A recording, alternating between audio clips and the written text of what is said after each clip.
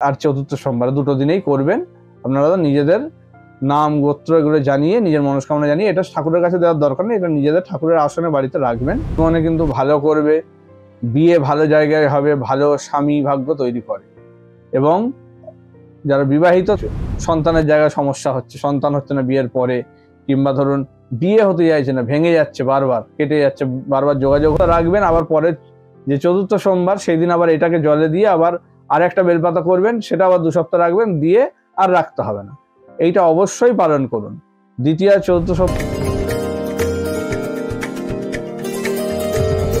শ্রাবণ মাস পড়ে গেছে, সামনেই আমাদের দ্বিতীয় সোমবার, এবং সেটা হচ্ছে আমাদের 29 তারিখে, এবং 22 তারিখে আছে, 12 তারিখে আছে আমাদের চতুর্থ সোমবারটা। তো এই যে দুটো সোমবার, আমি আগেও বলেছি যে আমাদের শ্রাবণ মাসের কিন্তু দ্বিতীয় আর চতুর্থ সোমবারটা খুবই গুরুত্বপূর্ণ।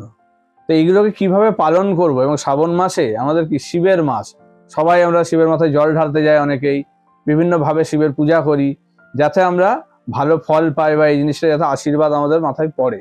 তো সেইটাকে কিভাবে পালন করলে আমরা পুরো 100% শিবের যে আশীর্বাদ, এই সমস্ত কিছু আমরা পেতে পারি, এবং আমাদের জীবনটা যাতে খুব ভালোভাবে এগিয়ে নিয়ে যেতে পারি, সেই জিনিসটা নিয়ে আজকে আলোচনা। আমি জ্যোতিষার্ণব গৌরব আজকে আপনাদের সেই ধরনের উপাচারগুলোই বলবো, যেগুলো আপনারা অবশ্যই পালন করুন, এবং খুব ভালোভাবে শ্রাবণ মাসটাকে পালন করুন, যাতে আপনাদের ভবিষ্যৎ জীবনটা খুব ভালোভাবে কাটাতে পারেন। আপনাদের মনস্কামনা পূর্ণ করবে, যাতে আর্থিক সমস্যা যাচ্ছে সেই জায়গাগুলো অনেকটা মিটিয়ে দেবে, অর্থের আগমন হবে, সমস্ত কিছু সুখ শান্তি আপনাদের ক্ষেত্রে মানে অনেকটাই ভালোভাবে হবে। যাদের মিসআন্ডারস্ট্যান্ডিং, বিভিন্ন রকম প্রবলেম চলছে, সেগুলো কিন্তু আপনাদের এই সময় কেটে যাবে যদি এগুলো ঠিক মতো করে পালন করতে পারেন।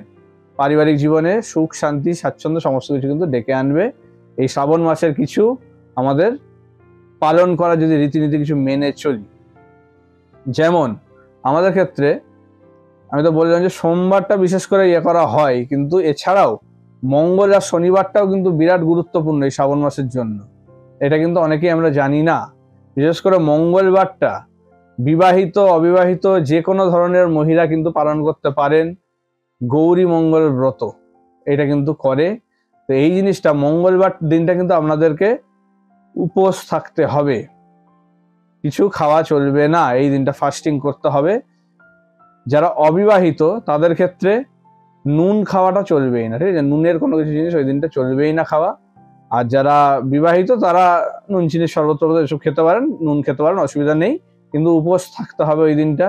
আপনাদের বিবাহিত জীবনের অনেক সমস্যা মিটিয়ে দেবে। যারা অবিবাহিত তাদের জন্য, যারা ধরুন বিয়ে হচ্ছে না, বিয়েতে বিভিন্ন রকম ভাবে সমস্যা চলছে, তাদের ক্ষেত্রে কিন্তু এই সময়টাই, এই মঙ্গলবারটা যদি গৌরী মঙ্গল ব্রতটা পালন করে, তাহলে কিন্তু মানে বিবাহিত জীবনে কিন্তু ভালো করবে, বিয়ে ভালো জায়গায় হবে, ভালো স্বামী ভাগ্য তৈরি করে।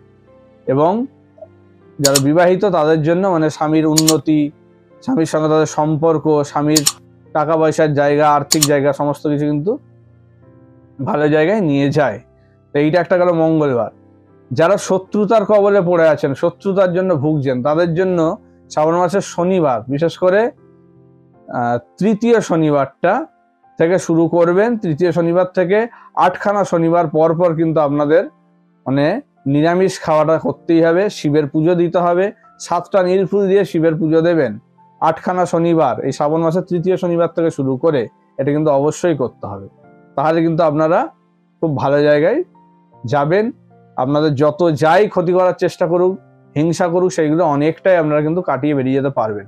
শত্রুতার জায়গাটা অনেকটা কমিয়ে দেবে। এবার আমি আছি মেন জায়গায়, যেটা হচ্ছে দ্বিতীয় আর চতুর্থ সোমবার। এগুলো কিভাবে করব?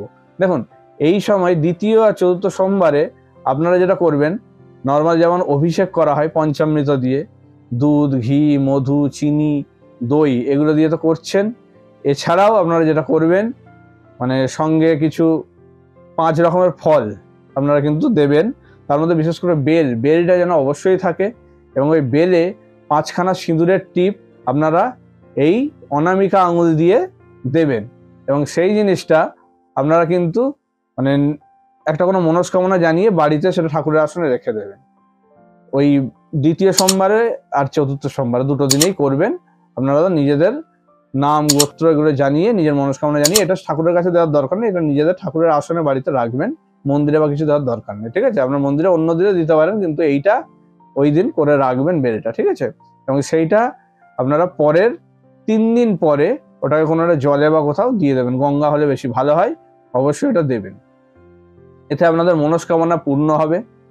আর একটা যেটা, দ্বিতীয় আর চতুর্থ সোমবারে যে বেল পাতাটা যেটা দেবেন, সেই বেল পাতাটা মসৃণ দিকটা তো অবশ্যই শিবলিঙ্গের মাথায় দেবেন, আর সেই বেল পাতাটা ছেলেরা বিশেষ করে বুক পকেটে রাখবেন।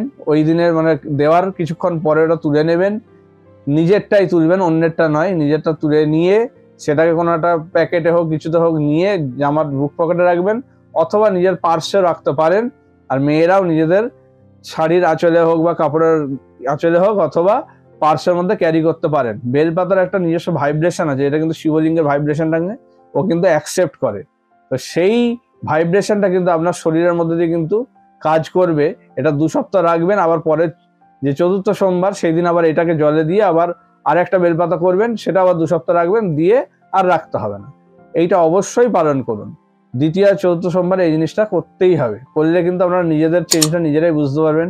নিজেদের যাদের বিভিন্ন রকম সমস্যা এটা কিন্তু মিটিয়ে দেবে, সে আর্থিক সমস্যা হোক, শত্রুতার ইয়ে হোক বা পারিবারিক সমস্যা হোক, যে কোনো সমস্যা থেকে কিন্তু আপনারা এইটা থেকে বেরিয়ে আসতে পারবেন যদি এই বেলপাতাটা রাখেন। আপনাদের যাদের ধরুন আয়ুস্থান খারাপ আছে বা বিভিন্ন চোট আঘাত লাগছে, বারবার দুর্ঘটনা ঘটছে, তারাও কিন্তু এটা করতে পারেন, অনেকটা প্রোটেকশন পাবেন জায়গাটা থেকে। এইটা অবশ্যই করুন, আপনাদের কিন্তু অনেকটা জায়গা ভালো করে দেবে। আর এই শ্রাবণ মাসটা বিশেষ করে মানে নেশা বা এই ধরনের দ্রব্যটা কিন্তু গ্রহণ করা উচিত নয়, এটা অবশ্যই খেয়াল রাখবেন। আর সোমবারগুলো বিশেষ করে তেঁতো জিনিসটা খাবেন না, তেঁতোটা না খাওয়াটাই ভালো। চুল দাড়ি কাটা, নখ কাটা এই ধরনের জিনিসগুলো বা শ্যাম্পু করা এগুলো কিন্তু না করাই ভালো সোমবারগুলোতে, এগুলো অবশ্যই খেয়াল রাখুন।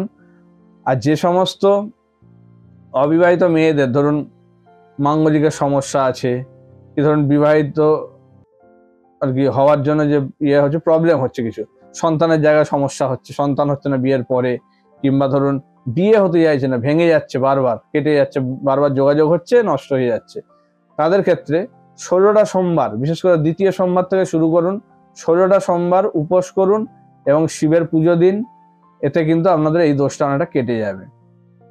আর এই দিনগুলো কিন্তু মানে নিরামিষটা অবশ্যই খাচ্ছেন, যে কোনো যাই খান, মানে নিরামিষটা সোমবারগুলো বিশেষ করে শ্রাবণ মাসের এটা কিন্তু অবশ্যই পালন করবেন।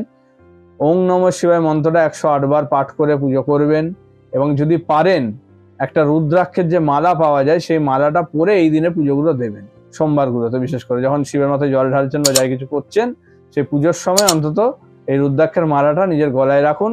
এইটা কিন্তু আরো বেশি করে আপনাদের প্রভাব দেবে, কারণ রুদ্রাক্ষ হচ্ছে শিবের খুব পছন্দের জিনিস। তো সেই কারণে সেটার মাধ্যমে কিন্তু আপনার শরীরে কিন্তু একটা ভাইব্রেশন বা শিবের যে এনার্জি সেটা কিন্তু কিছুটা আপনাদের মধ্যে প্রবেশ করবে। তো সেটা অবশ্যই করুন, আপনারা নিজেদের ফল নিজেরাই বুঝতে পারবেন। এটা পালন করুন এবং অন্যান্যদেরকেও এটা মানে ছড়িয়ে দিন, জানতে সাহায্য করুন, তাদেরকেও বলুন, যারা আপনাদের কাছাকাছি সম্পর্কের ভালো বন্ধু হোক, সে পরিবারের কেউ হোক, যারা বিভিন্ন রকম সমস্যায় ভুগছে, শ্রাবণ মাসটা তারা এইভাবে পালন করুক, তারা এই সমস্যাগুলো থেকে অনেকটাই বেরিয়ে আসতে পারবে। নমস্কার, ভালো থাকবেন।